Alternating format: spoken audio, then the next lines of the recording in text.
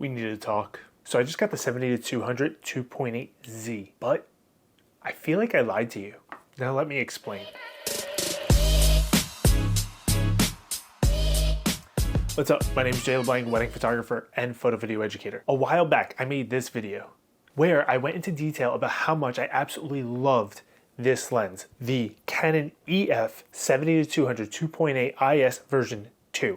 And I still love this lens. Honestly, I just made the video because I absolutely love that lens. And I had dozens of people comment on it, telling me that that video helped them make the decision to buy it. And I'm super happy that I was able to help so many people out. And don't get me wrong, I still believe everything that I said in that video. I still think it is an amazing lens, and I still would be using it today. But Canon made me buy a new lens. When Canon first announced the 70-200 2.8 ISZ, I was a little excited. I'm not gonna lie. It had everything that I needed. It was amazing for video. It was amazing for photo. It's an RF lens. It's a decent weight and size.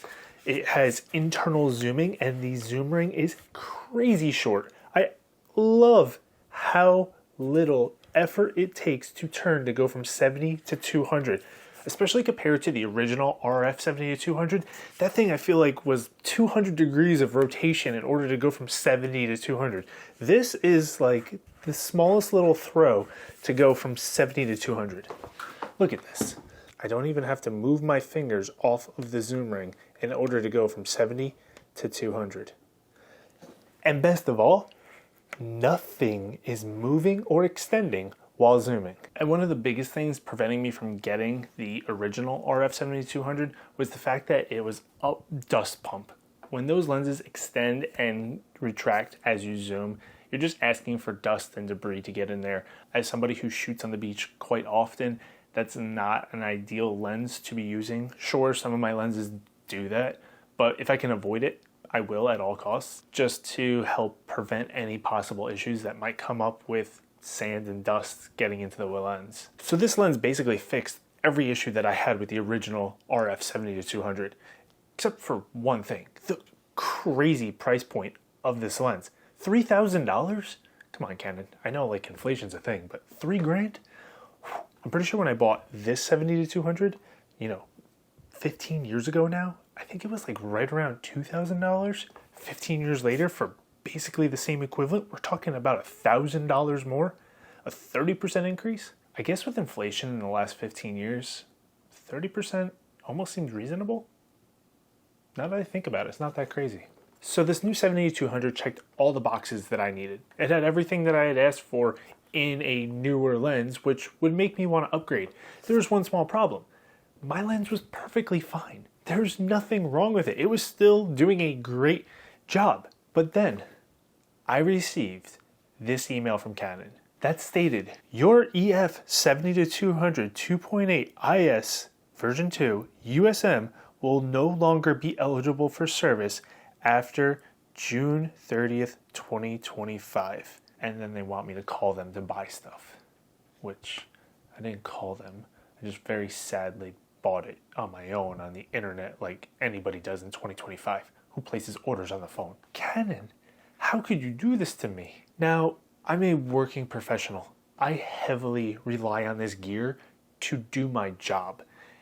And when my gear breaks, I pay for a service that allows me to get it fixed in a very timely manner. For those of you who don't know, it's called CPS, Canon Professional Services. And when I get that gear fixed, I send it out to them, usually on a Monday.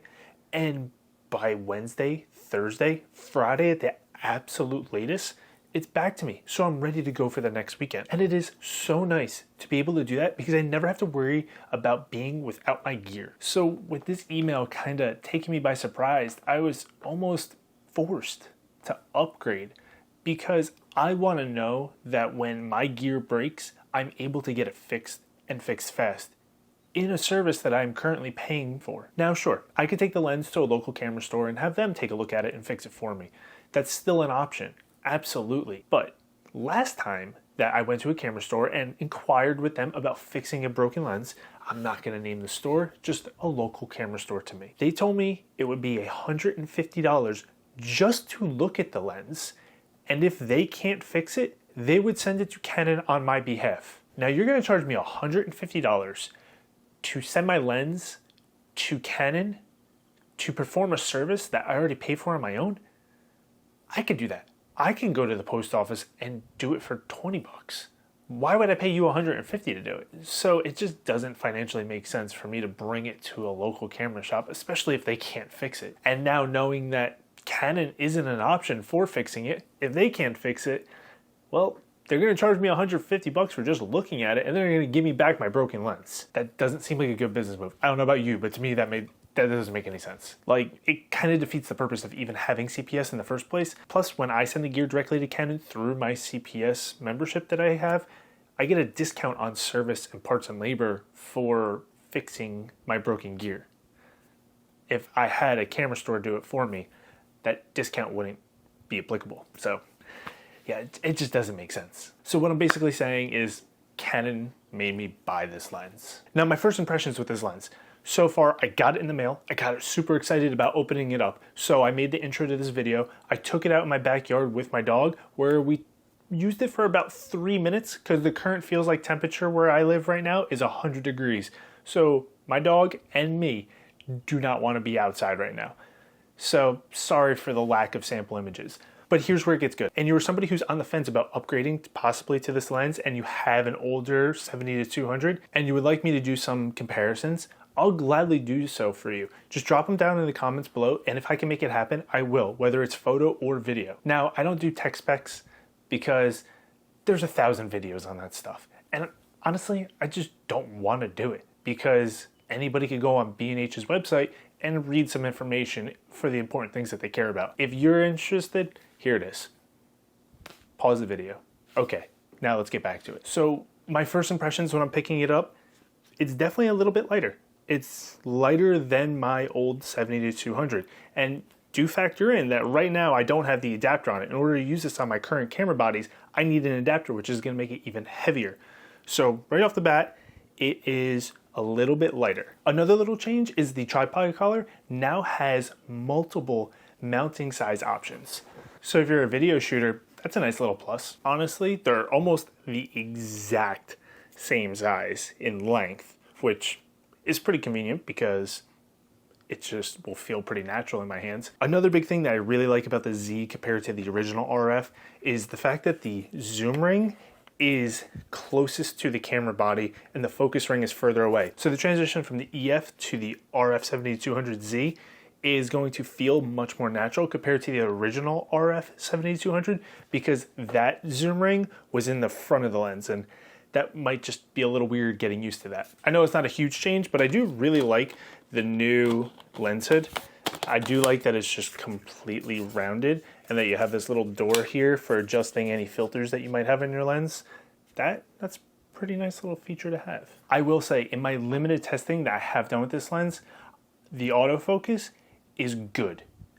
I mean, it's great. It is really freaking fast. Like, way faster than I was expecting. When I first put this on my lens, it is just locked on instantly to no matter what you're focusing on. So I wasn't necessarily expecting that because I thought the autofocus on my 15-year-old lens was great. But when I saw what this lens can do, I was taken back a little bit, a little impressed there because I wasn't really expecting there to be that much of a difference. Like, this might be the most accurate and fastest autofocus I've used on any lens ever. Bold statement? Maybe. But for me personally, I've used a lot of cameras and a lot of lenses, and this is the best I've ever used. There, I said it. Now, I set up this little demo in my house where I put a plant about 10 feet behind my DJI Osmo Pocket 3, and I recorded the back of my camera with another camera because in just video mode, the cameras have settings that allow it to smoothly pull focus a little bit slower than in the photo mode, because in photo mode, it just goes and it locks on fast. So to show you that, because I don't have an external recorder to record my EVF, sorry, maybe I'll invest in one and get one, but this is what we got for now. And if you take a look at it, it is really impressive. of how fast this autofocus works. What's more impressive is the 15-year-old lens, it holds its own against this brand new lens, so that says something as well. Now, like I said, I will continue to test this lens. My initial impressions are I'm very impressed, but I still think that the 15-year-old EF 70-200 is a great option. If you have any questions or things that you would like to see with this brand new 70-200Z, let me know down in the comments and I will answer any of the questions that you have, and I will try and make a video responding to some of the inquiries that people might ask when it comes to this new lens and see what it can do. And until next time, peace.